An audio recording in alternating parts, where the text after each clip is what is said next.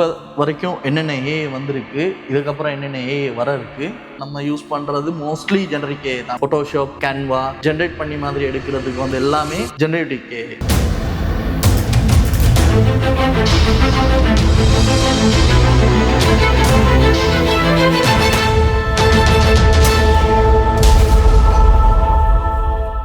Hi HSF viewers, நான் ஹரிஷ். நம்ம இன்னைக்கு என்ன பற்றி பேச போகிறோன்னா ஏஐ பற்றி.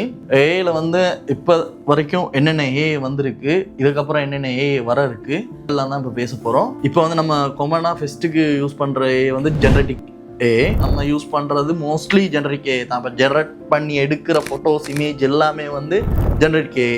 ஃபோட்டோ ப்ரௌன் பண்ணுறதுக்கு, வீடியோ ப்ரௌன் பண்ணுறதுக்கு, பெரிய ஒரு பேராகிராஃப் இருந்துச்சுன்னா அதை ஷார்ட் பண்ணி கொடுக்கறதுக்கு, அந்த மாதிரி விஷயங்களுக்கும், உங்களுக்கு டேட்டா என்ன மாதிரி உங்களுக்கு ஷார்ட் பண்ணி தரத்துக்கும், கதைக்கிறதுக்கும் ஏற்ற மாதிரி வந்துருக்கு. ஃபோட்டோஷாப், கேன்வா தேவையான ஃபோட்டோவை ஜென்ரேட் பண்ணி மாதிரி எடுக்கிறதுக்கு வந்து எல்லாமே ஜெனரேட்டிவ் ஏஐ. அதை தாண்டியும் ஒவ்வொரு ஃபீல்டுக்கு ஏற்ற மாதிரி இப்போ ஏஐ வந்திருக்கு. ஏஐ அசிஸ்டன்ட் அதுதான் நம்ம மோஸ்ட்லி யூஸ் பண்றோம். ரெண்டு ஏஐ பத்தி தான் மோஸ்ட்லி எல்லாருக்கும் தெரியும், ChatGPTயும் ஜெமினியும். அது இல்லாம ஏஐ ஏஜென்டிக் ஏஐ. இதுக்கப்புறம் வர இருக்க ஏஐஸ் என்னன்னா AGI, ASI, AOI, குவாண்டம். நான் ஒரு வேயா ஒன்னா விளங்கப்படுத்துறேன். இப்போ அந்த ஏஐ பத்தி உங்களுக்கு டீடைல்ஸ்கள் வேணும்னா எனக்கு கமெண்ட்ஸ் சொல்லுங்க. உங்களுக்கு தனித்தனியா என்ன ஏஐ ஜெனரேட் ஏஐனா என்ன, ஏஐ அசிஸ்டன்ட்னா என்ன, ஏஐ ஏஜென்ட்னா என்ன, AGIனா என்ன, உங்களுக்கு தனித்தனியா என்னால முடிஞ்ச அளவுக்கு உங்களுக்கு டீடைல்ஸ்களை போடுறேன்.